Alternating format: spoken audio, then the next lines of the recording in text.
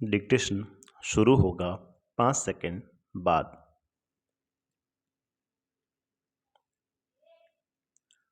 विचारक, विश्वास और इमारतें। इस अध्याय में हम 1000 साल लंबी यात्रा पर जाएंगे विराम। इसमें हम दार्शनिकों के बारे में पढ़ेंगे और यह जानने की कोशिश करेंगे कि उन्होंने समाज में अपनी स्थिति को समझने के क्या प्रयास किए विराम। हम यह भी देखेंगे कि उनके विचार किस तरह से मौखिक और लिखित परंपराओं में संग्रहित हुए तथा उन्हें स्थापत्य और मूर्तिकला के माध्यम से कैसी अभिव्यक्ति मिले विराम। ये सब जनता पर इन विचारकों के स्थायी प्रभाव को दर्शाते हैं विराम। हालांकि हम बौद्ध धर्म का विशेष अध्ययन करेंगे, यह ध्यान देने की बात है कि यह परंपरा अकेली विकसित नहीं हुई विराम। दूसरी कई परंपराएं थीं जो एक दूसरे के साथ लगातार वाद विवाद और संवाद चला रही थीं विराम पैरा। इन रोमांचक विचारों और विश्वासों की दुनिया के पुनर्निर्माण के लिए इतिहासकार जिन स्रोतों का इस्तेमाल करते हैं उनमें बौद्ध, जैन और ब्राह्मण ग्रंथों के अलावा इमारतों और अभिलेखों जैसे प्रभुत मात्रा में उपलब्ध भौतिक साक्ष्य भी शामिल हैं विराम। उस युग की बची हुई इमारतों में सबसे सुरक्षित है सांची का स्तूप विराम। यह स्तूप इस अध्याय के अध्ययन का एक प्रमुख केंद्र बिंदु है विराम। सांची की एक झलक। सांची 19वीं सदी में भोपाल राज्य के प्राचीन अवशेषों में सबसे अद्भुत सांची कनखेड़ा की इमारतें हैं विराम। भोपाल से 20 मील उत्तर पूर्व की तरफ एक पहाड़ी की तलहटी में बसे इस गांव को हम कल देखने गए थे विराम। हमने पत्थर की वस्तुओं, बुद्ध की मूर्तियों और एक प्राचीन तोरण द्वार का निरीक्षण किया। ये अवशेष यूरोप के सज्जनों को विशेष रुचिकर लगते हैं, जिनमें मेजर अलेक्जेंडर कनिंगम एक हैं विराम। मेजर अलेक्जेंडर कनिंगम ने इस इलाके में कई हफ्तों तक रुककर इन अवशेषों का निरीक्षण किया विराम। उन्होंने इस जगह के चित्र बनाए, वहाँ के अभिलेखों को पढ़ा और गुंबदनुमा ढांचे के बीचों बीच खुदाई की विराम। उन्होंने इस खोज के निष्कर्षों को एक अंग्रेजी पुस्तक में लिखा है। भोपाल की नवाब शाहजहां बेगम की आत्मकथा ताज उल इकबाल, तारीख भोपाल से 1876 में HD बारस्टो ने इसका अनुवाद किया। विचारक, विश्वास और इमारतें। 19वीं सदी के यूरोपियों में सांची के स्तूप को लेकर काफ़ी दिलचस्पी थी विराम। फ्रांसीसियों ने सबसे अच्छी हालत में बचे सांची के पूर्वी तोरण द्वार को फ्रांस के संग्रहालय में प्रदर्शित करने के लिए शाहजहां बेगम से फ्रांस ले जाने की इजाज़त मांगी विराम। कुछ समय के लिए अंग्रेज़ों ने भी ऐसी ही कोशिश की विराम। सौभाग्यवश फ्रांसीसी और अंग्रेज दोनों ही बड़ी सावधानी से बनाई प्लास्टर प्रतिकृतियों से संतुष्ट हो गए विराम। इस प्रकार मूल कृति भोपाल राज्य में अपनी जगह पर ही रही विराम पैरा।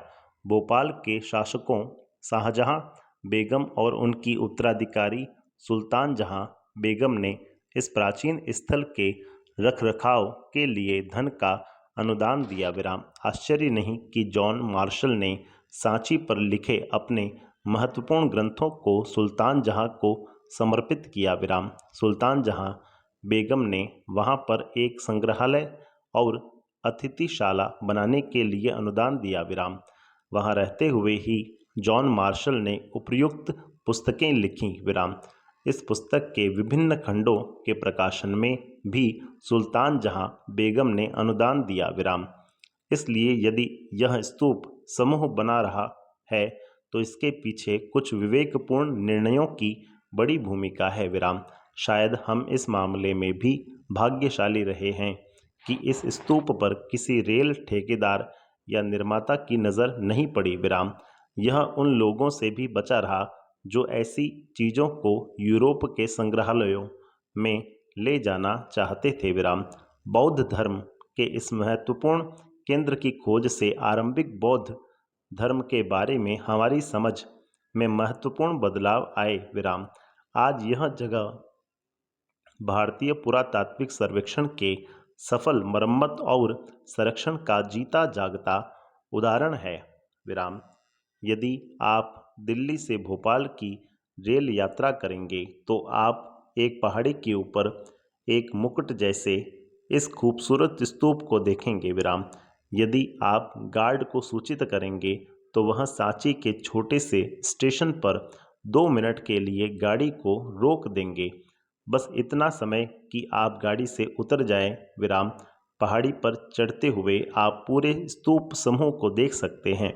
एक विशाल गोलार्ध ढांचा और कई दूसरी इमारतें जिनमें 5वीं सदी में बना एक मंदिर भी शामिल है विराम। आखिर इस इमारत का क्या महत्व है? यह टीला क्यों बनाया गया है और इसके अंदर क्या था?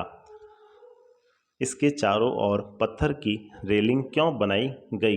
इस स्तूप समूह को किसने बनवाया या इसके लिए धन किसने दिया? इसकी खोज कब की गई? ग्रंथों, मूर्तियों, स्थापत्य कला और अभिलेखों के अध्ययन के द्वारा हम इस रोचक इतिहास की खोज कर सकते हैं विराम। आइए हम प्रारंभिक बौद्ध धर्म की पृष्ठभूमि के अन्वेषण से शुरुआत करते हैं विराम। पृष्ठभूमि, यज्ञ और विवाद। ईसा पूर्व प्रथम सहस्राब्दी का काल विश्व इतिहास में एक महत्वपूर्ण मोड़ माना जाता है विराम। इस काल में ईरान में जरथुस्त्र जैसे चिंतक, चीन में खुंग्त्सी, यूनान में सुकरात, प्लेटो, अरस्तु और भारत में महावीर, बुद्ध और कई अन्य चिंतकों का उद्भव हुआ विराम। उन्होंने जीवन के रहस्यों को समझने का प्रयास किया विराम।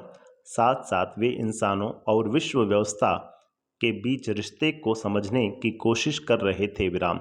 यही वह समय था जब गंगा घाटी में नए राज्य और शहर उभर रहे थे और सामाजिक एवं आर्थिक जीवन में कई तरह के बदलाव आ रहे थे विराम। ये मनीषी इन बदलते हालात को भी समझने की कोशिश कर रहे थे। यज्ञों की परंपरा, चिंतन, धार्मिक विश्वास और व्यवहार की कई धाराएं प्राचीन युग से ही चली आ रही थीं विराम। पूर्व वैदिक परंपरा, जिसकी जानकारी हमें 1500 से 1000 ईसा पूर्व में संकलित ऋग्वेद से मिलती है, वैसी ही एक प्राचीन परंपरा थी विराम। ऋग्वेद अग्नि, इंद्र, सोम आदि कई देवताओं की स्तुति का संग्रह है विराम। यज्ञों के समय इन स्रोतों का उच्चारण किया जाता था और लोग मवेशी, बेटे, स्वास्थ्य, लंबी आयु आदि के लिए प्रार्थना करते थे विराम। पैरा, शुरू शुरू में यज्ञ सामूहिक रूप से किए जाते थे विराम। बाद में कुछ यज्ञ घरों के मालिकों द्वारा किए जाते थे विराम। राजसूय और अश्वमेध जैसे जटिल यज्ञ सरदार और राजा किया करते थे विराम। इनके अनुष्ठान के लिए उन्हें ब्राह्मण पुरोहितों पर निर्भर रहना पड़ता था विराम। उपनिषदों में पाई गई विचारधाराओं से पता चलता है कि लोग जीवन का अर्थ, मृत्यु के बाद जीवन की संभावना और पुनर्जन्म के बारे में जानने के लिए उत्सुक थे विराम। क्या पुनर्जन्म अतीत के विचारक विश्वास और इमारतें कर्मों के कारण होता था? ऐसे मुद्दों पर पुरजोर बहस होती थी विराम। मनीषी परम यथार्थ की प्रकृति को समझने और अभिव्यक्त करने में लगे थे विराम। वैदिक परंपरा से बाहर के कुछ दार्शनिक यह सवाल उठा रहे थे कि सत्य एक होता है या अनेक विराम। लोग यज्ञों के महत्व के बारे में भी चिंतन करने लगे विराम। वाद विवाद और चर्चाएं। समकालीन बौद्ध ग्रंथों में हमें 64 संप्रदायों या चिंतन परंपराओं का उल्लेख मिलता है विराम। इससे हमें जीवंत चर्चाओं और विवादों की एक झांकी मिलती है विराम। शिक्षक एक जगह से दूसरी जगह घूम घूम कर अपने दर्शन या विश्व के विषय में विषय में अपनी समझ को लेकर एक दूसरे से तथा सामान्य लोगों से तर्क वितर्क करते थे। विराम। ये चर्चाएं कुटागाराशालाओं, शब्दार्थ, नुकीली छत वाली झोंपड़ी या ऐसे उपवनों में होती थी जहां घुमक्कड़ मनीषी ठहरा करते थे। विराम। यदि एक शिक्षक अपने प्रतिद्वंद्वी को अपने तर्कों से समझा लेता था तो वह अपने अनुयायियों के साथ उसका शिष्य बन जाता था। इसलिए किसी भी संप्रदाय के लिए समर्थन समय के साथ बढ़ता घटता रहता था। विराम। पैरा। इनमें से कई शिक्षक, जिनमें महावीर और बुद्ध शामिल हैं, वेदों के प्रभुत्व पर प्रश्न उठाते थे। विराम।